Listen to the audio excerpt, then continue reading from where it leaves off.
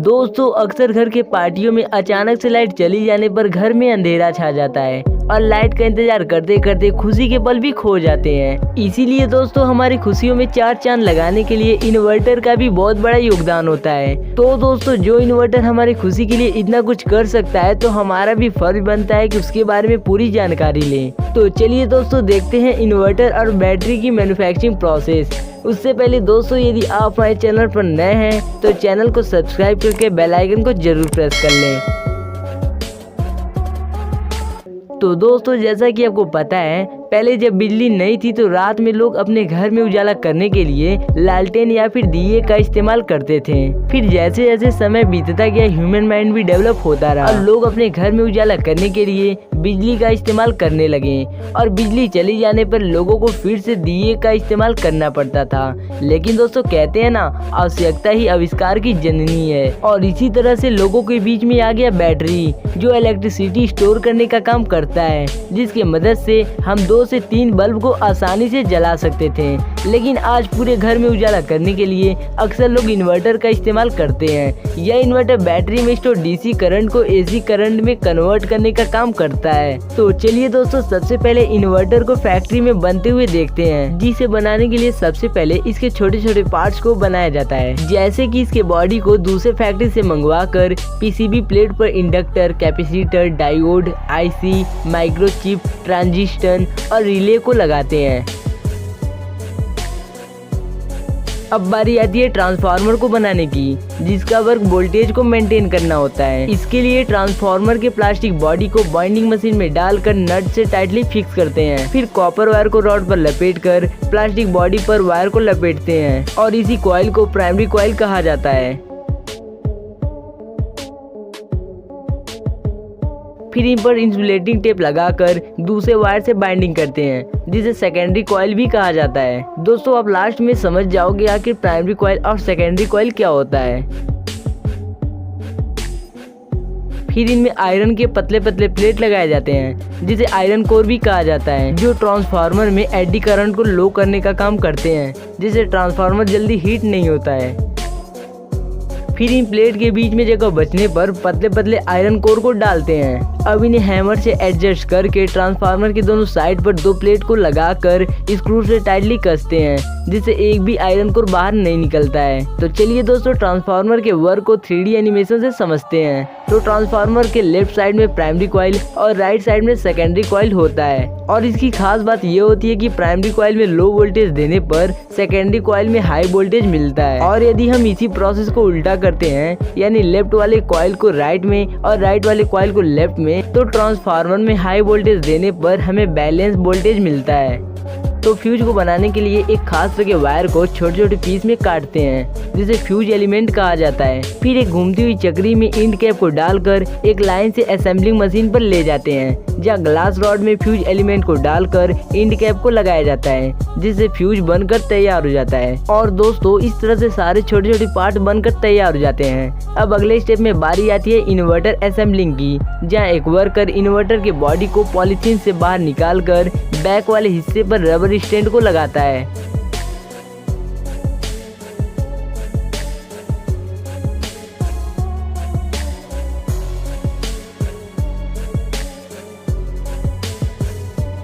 इसके दूसरे स्टेप में कंडेंसर को लगाकर वायरिंग करते हैं और इसी दौरान इन्वर्टर के गर्मी को शांत करने के लिए फैन को भी असेंबल करते हैं।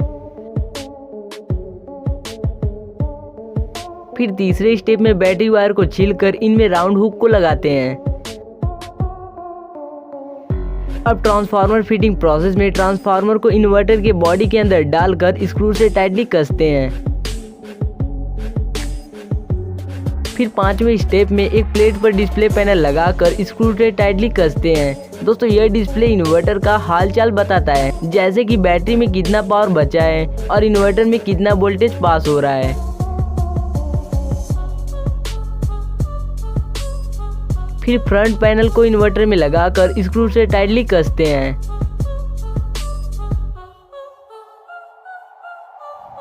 अब आउटपुट सोल्डरिंग प्रोसेस में ट्रांसफार्मर से 2 वायर को अटैच करते हैं। फिर 8वें स्टेप में इन्वर्टर की जान यानी पीसीबी कार्ड को असेंबल करते हैं। इसी कार्ड की मदद से पूरा इन्वर्टर ऑपरेट होता है। मानो तो यही इन्वर्टर का लंग्स, हार्ट, किडनी या फिर सारा कुछ यही होता है।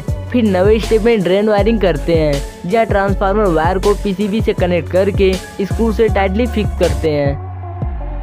फिर इन इन्वर्टर के सारे वायरिंग को विजुअल चेकिंग से पास करके टेस्टिंग प्रोसेस से गुजारते हैं, जहां इनमें डीसी करंट देकर आउटपुट में एसी करंट लिया जाता है। फिर इनमें टॉप फिटिंग करके स्क्रू से टाइटली कसते हैं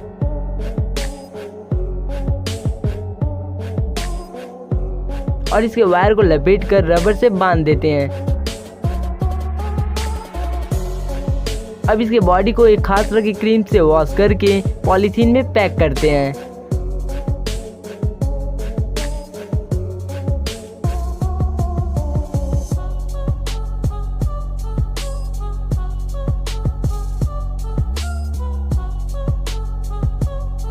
फिर इसे आप तक सेफ्टी से पहुंचाने के लिए एक फोम में रखकर बड़े से बॉक्स में पैक करते हैं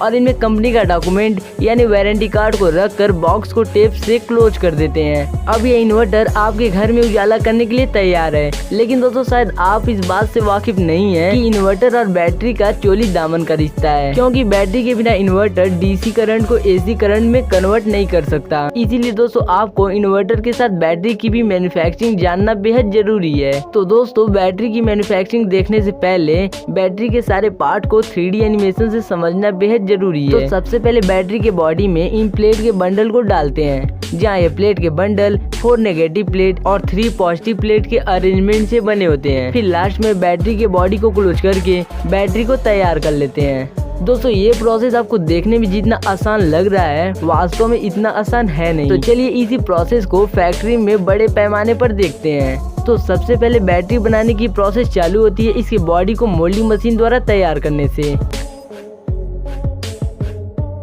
फिर इसके नेगेटिव प्लेट को बनाने के लिए एक आग से भरे कंटेनर में लीड ऑक्साइड और लीड अलाव को डालकर पिघलाते हैं और इसे स्टील मोल्डिंग मशीन से एक जाल का शेप दिया जाता है, जिसे नेगेटिव ग्रिड भी कहा जाता है और इसी प्रोसेस को ग्रिड कास्टिंग भी कहते हैं। फिर इन ग्रिड को प्लेट में बदलने के लिए एक खास तरह के पेस्ट को लगाते हैं, जिसे बनाने के लिए लीड के टुकड़े को ग्राइंडिंग मशीन में डालकर पाउडर बनाते हैं। फिर इन्हें मिक्सर मशीन में डालकर स्पेसिफिक ऑयल के साथ मिक्स करते हैं और आटे जैसा हो जाने पर ग्रिड पर पेस्ट को लगाते हैं और इसी तरह से प्लेट बनकर तैयार हो जाता है। फिर इन्हें 72 आवर तक रूम में रखकर अच्छी तरह से सुखाते हैं। अब बारी आती है पॉजिटिव प्लेट बनाने की, जिसे ट्यूबुलर प्लेट भी कहा जाता है।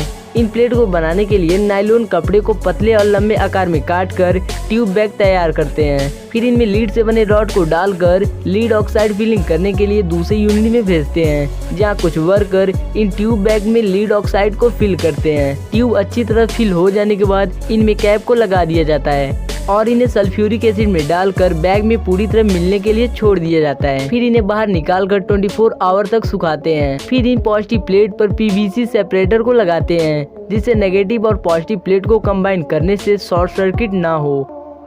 अब एक वर्कर 4 नेगेटिव प्लेट के बीच में 3 पॉजिटिव प्लेट को कंबाइन करके सेल को तैयार करता है। अब इन सेल को बैटरी के अंदर डालने के लिए एक वर्कर सभी सेल को कन्वेयर बेल्ट पर रखता है और आगे लगा रोबोटिक आर्म सेल को बैटरी के अंदर डाल देता है। फिर एक मशीन सभी सेल के टर्मिनल को दबाकर सेल को एडजस्ट करता है। अब इन बैटरी के ऊपर कैप लगाकर परमानेंट सील किया जाता है। फिर इन बैटरी के टर्मिनल को गर्म करके रॉड का शेप दिया जाता है, जिससे बैटरी में प्लग को लगाने में कोई दिक्कत ना हो। अब इनमें हैंडल को लगाकर एल्युमिनियम शीट को टर्मिनल के ऊपर पिघलाते हैं, जिससे टर्मिनल और भी मजबूत बन जाता है। फिर इन बैटरी के ऊपर एक खास तरह का कोड लिखते हैं, जिससे आपका बैटरी फ्यूचर में खराब होने पर कंपनी इस कोड की मदद से आपका सेलिंग डेट पता कर सकती है। अब लास्ट में इन बैटरी के अंदर सल्फ्यूरिक एसिड को फिल करके सभी बैटरी को एक साथ सीरीज में जोड़कर चार्ज करते हैं। इस तरह से पूरा प्रोसेस हो जाने के बाद बैटरी को एक बॉक्स में डालकर पैक करते हैं।